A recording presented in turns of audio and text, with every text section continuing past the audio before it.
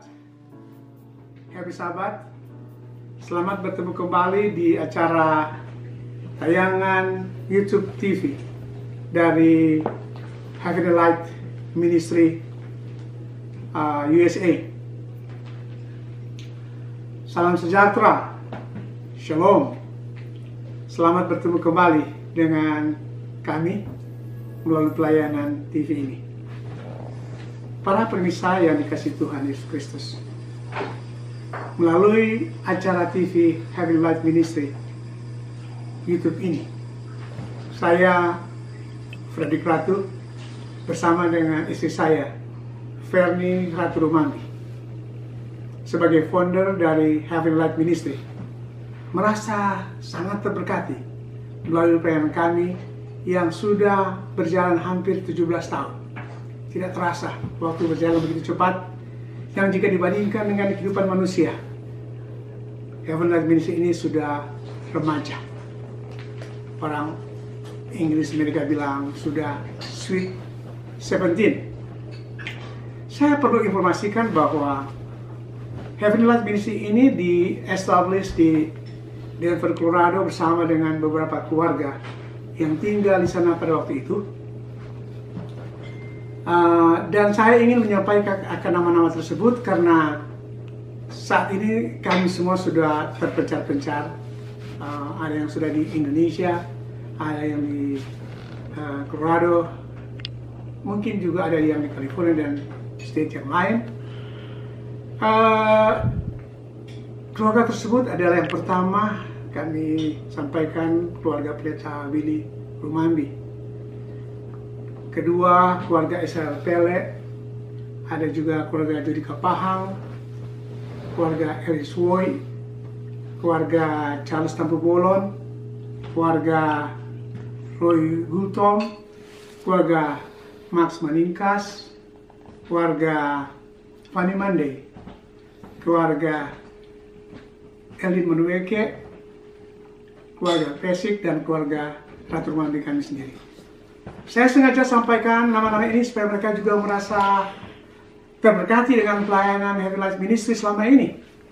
Untuk mengetahui lebih jauh akan kegiatan Having Light Ministry, saudara dapat mengunjungi kami, mengunjungi website kami www.havinglightministry.com.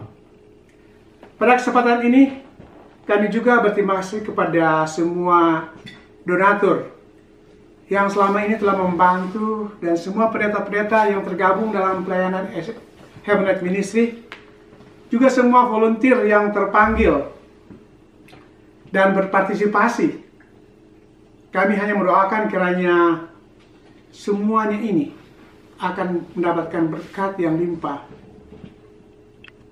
dari Tuhan kita Yesus Kristus. Sebelum kita lanjutkan, mari kita tunduk kepala sebentar dan berdoa. Tuhan Allah, Bapa di surga, bersamalah dengan kami dalam acara ini Tuhan. Berkati firman Tuhan yang akan kami bahas, supaya itu boleh menuntun hidup kami untuk hidup lebih dekat dengan Tuhan Yesus. Dalam nama Tuhan Yesus kami berdoa. Amin. Saudara pemirsa, dimanapun Anda berada, judul yang saya akan bawakan pada hari Sabat yang ini adalah COVID-19 which bring blessing. COVID-19 which brings blessings. COVID-19 yang membawa berkat. Mungkin Anda tidak setuju dengan judul ini dan mengatakan kepada saya, Di atau Fred, mana mungkin virus yang mematikan ini boleh menjadi berkat? Kenyataan yang terjadi Anda dapat lihat sendiri. Malapetaka, penyakit, kematian, kehilangan pekerjaan, bahkan pandemi ini sudah menyebar ke seluruh dunia. Sabat lalu, Pendeta John Medelo, selaku presiden dari The Having Light Ministry, melalui khotbahnya COVID-19, Where is God? Menguraikan bagaimana malapetaka dan akibat-akibat yang ditimbulkan sangatlah menakutkan. Hanya dalam waktu dekat saja ada ratusan peristiwa yang terjadi yang membuat kita menjadi sakit, menjadi takut. Tetapi dalam kesimpulannya, khotbahnya bahwa kenyataan Tuhan ada dan tetap mengontrol apa yang sedang terjadi saat ini. Mari kita lihat berkat-berkat yang saya catat tidak begitu banyak. Yang pertama, sejak kasus COVID-19 ini, saya melihat melalui medsos, begitu banyak teman-teman semakin setia, hubungan keluarga semakin dekat, perbaktian keluarga digiatkan. Di mana-mana begitu banyak orang yang menyampaikan doa. Status Facebook kebanyakan yang diposting sekarang bukan hal-hal yang duniawi lagi, gantinya hal-hal yang menguatkan iman kita semua. Ini adalah satu berkat umat manusia yang mencari Tuhan dan setia. Mari kita baca dalam Roma 5 ayat 3-5. Dikatakan sebagai berikut.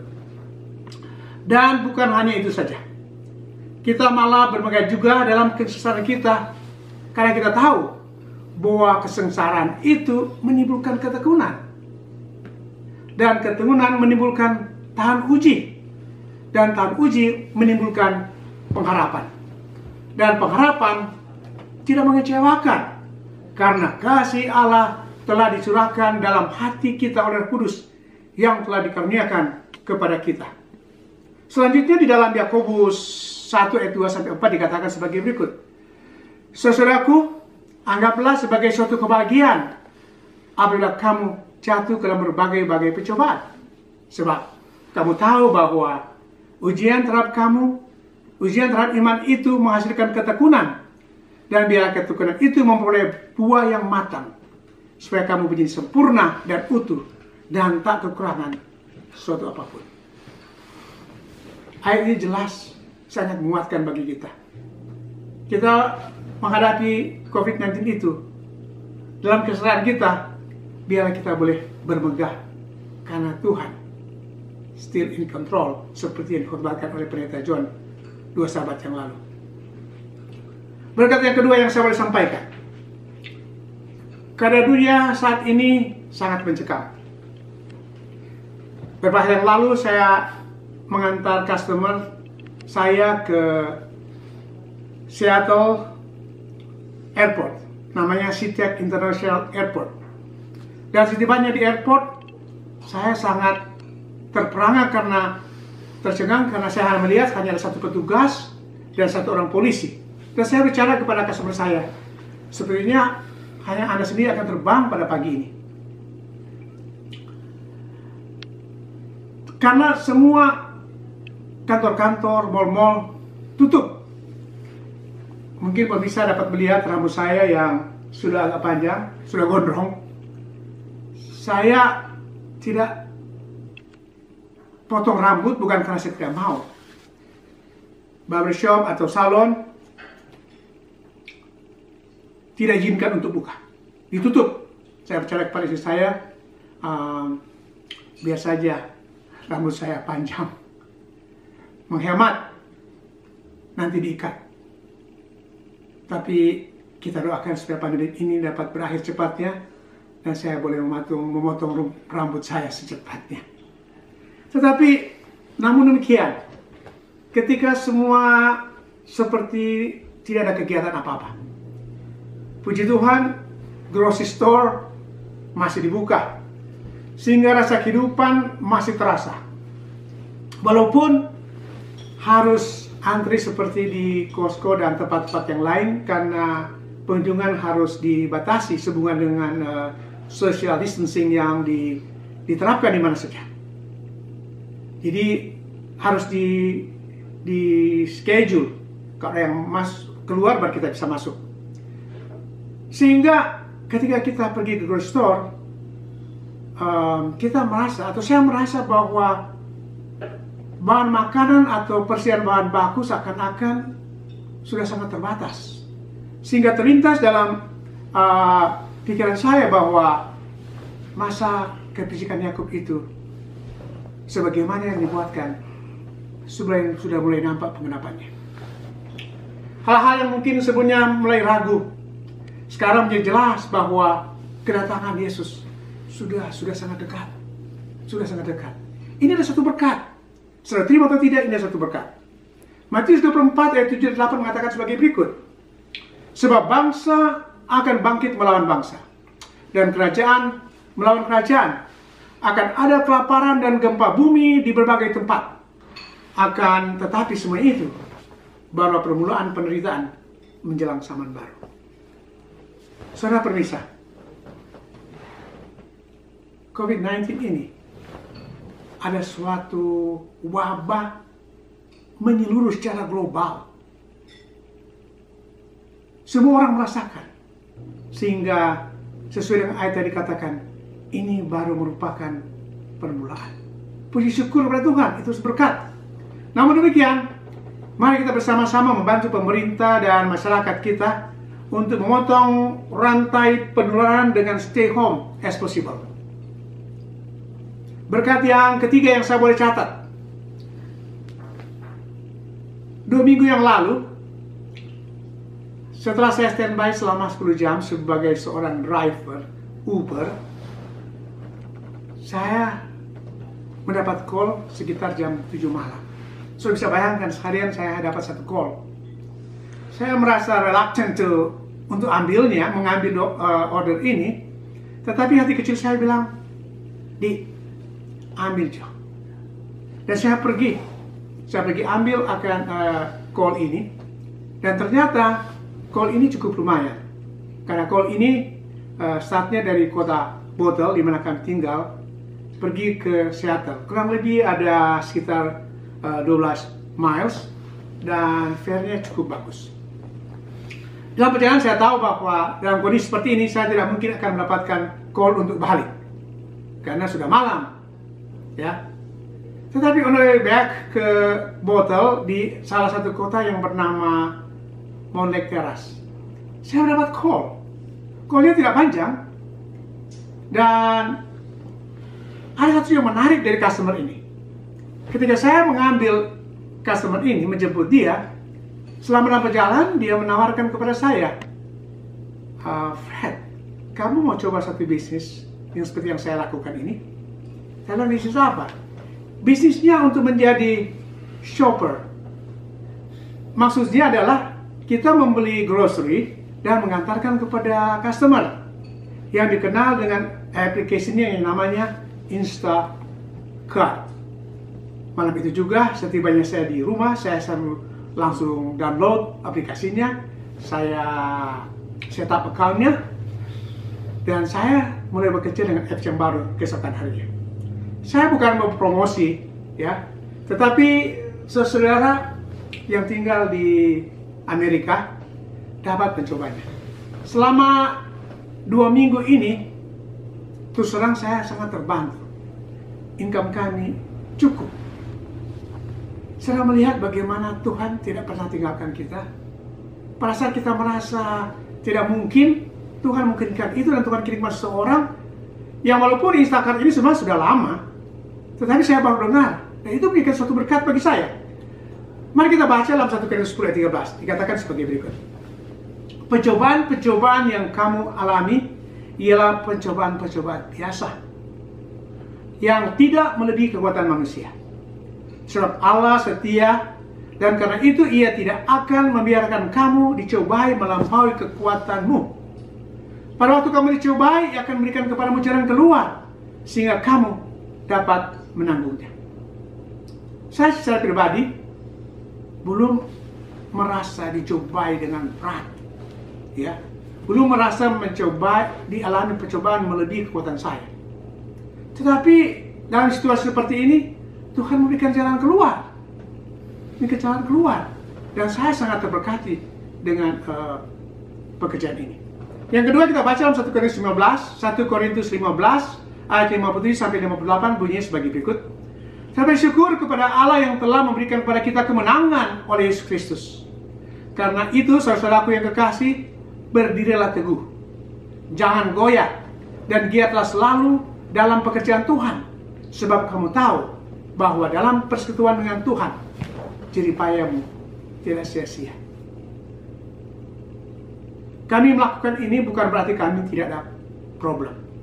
Tetapi saya mau terus terang kepada saudara, ketika kami mengerjakan ini, Tuhan tidak pernah meninggalkan kami. Dikatakan bahwa jika kita bekerja dengan Tuhan, jerih payah kita tidak sia-sia. Kita akan ditolong terus oleh Tuhan, karena kita akan diberikan kemenangan. Ya, kita selalu bersyukur kepada Tuhan. Kalau kita mau bekerja dengan Tuhan, kita tidak perlu khawatir, karena Tuhan selalu akan memberikan jalan keluar. Berkat yang keempat yang saya boleh catat atau bagikan kepada saudara. Salah satu cucu kami yang sudah berumur 4 tahun dan masih sulit untuk berbicara. Walaupun pertumbuhannya sangat normal menurut dokter. Anak kami dan istrinya sejak kawin dan mendapatkan anak mereka ini, setiap hari mereka pergi bekerja.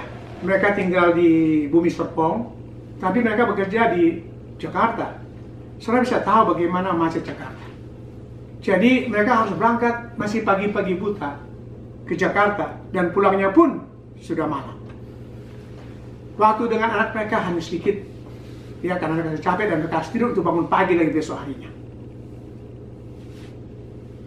Waktu yang mereka dapatkan hanya hari Sabat dan hari Minggu, tapi hari Minggu juga banyak aktivitas yang lain. Tetapi amazingly only about 1 week, ya, ketika mereka harus tinggal di rumah karena situasi seperti ini. Mereka harus tinggal di rumah, mereka punya waktu yang banyak dengan anak mereka. Sehari penuh, ya. Dan apa yang saudara bisa lihat, apa yang terjadi dengan cucu kami. Ketika kami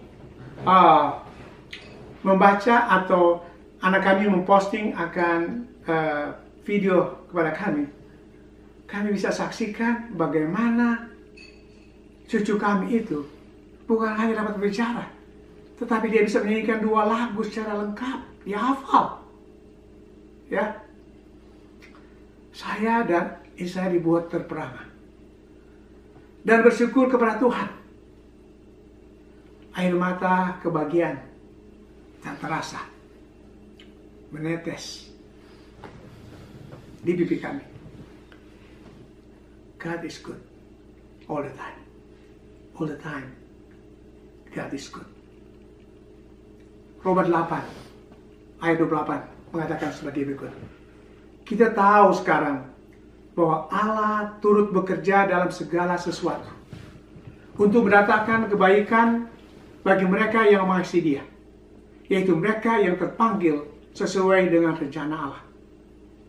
Kalau hidup kita, rencana kehidupan kita sesuaikan dengan rencana Allah, Allah akan bekerja sama dengan kita untuk mendatangkan kebaikan, asalkan kita mau mengasihi Tuhan, terpanggil kepadanya. Roma 8 ayat 37-39 dikatakan sebagai berikut. Tetapi dalam semuanya itu, kita lebih daripada orang-orang yang menang oleh Dia yang telah mengasihi kita. Kita adalah pemenang, bukan loser, bukan orang yang kalah. Sebab aku yakin bahwa baik maut, baik hidup, baik malaikat-malaikat, baik pemerintah-pemerintah, baik yang ada sekarang maupun yang akan datang, atau kuasa-kuasa yang baik di atas maupun di bawah, apapun sesuatu makhluk ataupun sesuatu makhluk yang lain, tidak dapat memisahkan kita dari kasih Allah yang ada dalam Kristus Yesus Tuhan kita. Tidak ada satu orang pun yang memisahkan kasih kita dari Allah dalam Yesus Kristus Tuhan kita, asalkan kita mau datang kepada Tuhan. Dan lebih daripada itu, ketika kita datang kepada Tuhan, Tuhan berjanji Tuhan akan berikan kemenangan. Berkat yang kelima yang saya catat, saya tahu bahwa virus corona ini telah merenggut banyak sekali nyawa orang. Mungkin ada teman-teman dekat dengan saudara, mungkin orang tua, mungkin anak, kakak, adik, saudara dekat, teman kenalan, atau siapapun itu, tentunya sangat menyakitkan hati kita. Tetapi bukannya harapan kita adalah untuk segera meninggalkan dunia yang fana ini? Pendeta Menderu dalam khotbahnya sebagaimana saya sampaikan di atas menyampaikan ada begitu banyak peristiwa yang menyakitkan telah terjadi hanya dalam kurun waktu yang tidak begitu lama. Global warming oleh para ilmuwan mengkhawatirkan bahwa apabila terjadi pencairan lapisan-lapisan es di kutub, akan ada banyak wabah yang akan muncul yang lebih hebat atau lebih dahsyat dari COVID-19 ini. Kesimpulannya bahwa dunia ini yang telah rusak akibat dosa, alam pun terkena dampaknya. Dunia ini tidak akan membaik, tetapi sebaliknya. Tetapi kita sebagai umat yang percaya kepada Tuhan, kita tidak perlu khawatir, malah kita merasa terberkati.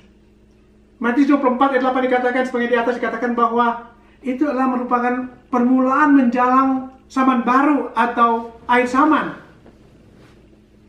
Saya, saudara, kita semua sudah capek tinggal di dunia ini. Kita rindu untuk memandang wajahnya, memandang wajah Yesus Kristus. Kita mau kita bertemu muka dengan muka, sebagaimana lagu Sion nomor 147 yang selalu kita nyanyikan. Roma 8 ayat 37-39 mengatakan sebagai berikut. Tetapi dalam semuanya itu kita lebih daripada orang-orang yang menang oleh Dia yang telah mengasihi kita. Ayat ini saya sampaikan di atas tadi, tapi saya ulangi lagi. Ayat 38. Sebab aku yakin bahwa baik maut maupun hidup, baik malaikat-malaikat maupun pemerintah-pemerintah, baik ada sekarang maupun yang akan datang, atau kuasa-kuasa baik yang di atas maupun yang di bawah, ataupun satu makhluk lain, tidak dapat memisahkan kita dari kasih Allah yang ada dalam Kristus Yesus, Tuhan kita. Kita sekali lagi saya katakan, kita bukan orang-orang yang kalah. Kita bukan loser. Kita adalah the winner. Kita adalah pemenang. Asalkan kita mau mengasihi Tuhan. Filipi 1 ayat 1 mengatakan, karena bagiku, hidup adalah Kristus, dan mati adalah keuntungan. Rasul Paulus menyampaikan ini ketika dia berada dalam penjara. Pengalaman dia juga akan menjadi pengalaman kita. Jika kita benar-benar sedang menunggu akan kedatangan Kristus yang kedua kali. Hidup dalam Kristus akan kita jalani. Dan kalaupun kita mati, itu adalah keuntungan. Berbagailah mereka yang sudah meninggalkan kita dalam kebenaran, dalam kasih kepada Tuhan Yesus Kristus. Karena mereka hanya akan beristirahat sebentar. Karena pada waktu sangkakala bunyi sangkakala akan dipujikan, mereka akan dibangkitkan dalam sekejap mata. In the twinkling of the eyes. Mereka akan dibangkitkan bersama-sama dan kita akan diubahkan untuk datang kepada Tuhan. Untuk menjemput Tuhan. Suatu berkat yang sangat meyakinkan. Sangat hebat buat kita. Asalkan kita mau berharap terus kepada Tuhan. Saudaraku yang kekasih dalam Tuhan, para permisah, dimanapun saudara berada, kita hidup dalam dunia hanya sementara. Tetapi kalau kita hidup bersama dengan Kristus, maka kita akan merasa mati itu adalah keuntungan, karena itu akan menjadi berkat pada saat Tuhan datang nanti. Selain berkat-berkat yang sampaikan di atas, hanya ada 5 saja. Saya percaya para pemirsa juga mengalami kelimpahan berkat dari Tuhan kita Yesus Kristus dalam mengalami sesuatu seperti ini. Mungkin kalau sudah catat setiap hari, setiap saat, keserunungkan ke belakang, ada banyak berkat yang sudah tidak dapat hitung, yang Tuhan telah sediakan. Memang kita merasa susah, siapa bilang kita tidak susah? Tetapi Tuhan memiliki banyak cara untuk menolong kita. Asalkan kita mau menyerahkan sepenuhnya kehidupan kita dalam pelayanannya, dalam pelayanan kepada Dia dan sama kita manusia. Yakinlah dan percaya, berkat-berkat yang limpah Tuhan sementara sediakan. God never promised victory without fighting. Tuhan tidak pernah menjanjikan bahwa kemenangan itu dicapai tanpa pergumulan. Biarlah pengalaman wabah ini menjadi suatu pergumulan kita untuk mencapai kemenangan. Seperti biasa yang diberkati oleh Tuhan kita Yesus Kristus, kiranya pelayanan ministry kami, The Heavenly Light Ministry, boleh menjadi berkat bagi saudara. Adalah doa dan harapan kami yang kami bawakan di dalam nama Tuhan kita Yesus Kristus. Tuhan memberkati. Mari kita berdoa. Tuhan Allah, Bapa di surga, terima kasih atas waktu yang indah yang Tuhan berikan kepada kami pada saat yang suci ini. Kiranya firman ini boleh memberikan kekuatan bagi kami untuk menghadapi akan wabah ini yang kami tidak tahu kapan akan berakhir. Tapi kami yakin dan percaya Tuhan, apapun yang akan terjadi dalam kehidupan kami, Tuhan tidak akan pernah tinggalkan kami dan Tuhan tak akan berkati kami. Kami rindu Tuhan untuk memandang muka Tuhan, muka dengan Tuhan. Kami rindu untuk tinggalkan dunia ini dan bersama-sama dengan kekasih-kasih kami yang telah mendahului kami. Terima kasih Tuhan. Dalam nama Yesus kami berdoa. Amin. Para pemirsa, ikutlah terus akan pelayanan The Heavenly Light Ministry melalui YouTube channel ini. Tuhan memberkati.